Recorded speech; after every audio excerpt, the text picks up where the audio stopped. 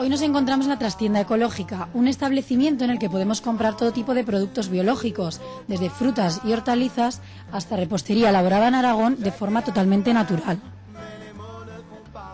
¿Qué es para usted la agricultura ecológica exactamente? En la agricultura ecológica no se utilizan productos químicos ni pesticidas para combatir las plagas. Por supuesto, tampoco hay órganos modificados genéticamente.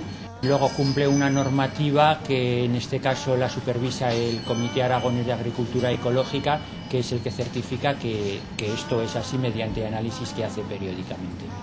Muchos de los productos que podemos encontrar en establecimientos ecológicos como este proceden de Aragón.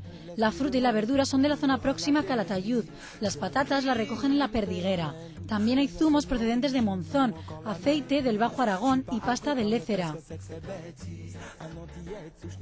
Pero la revolución ecológica no termina en la alimentación.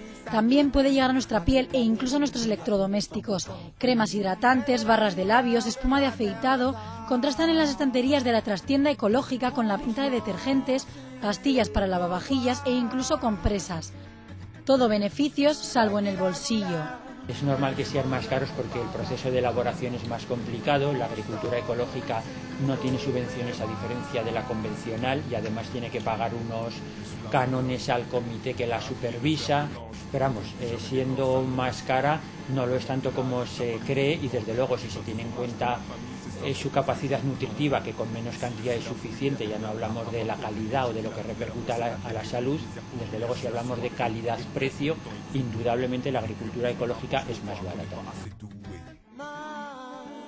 Todo este boom ecológico abre nuevas vías a un mercado que cada vez abarca más servicios y una mayor atención por parte de los consumidores.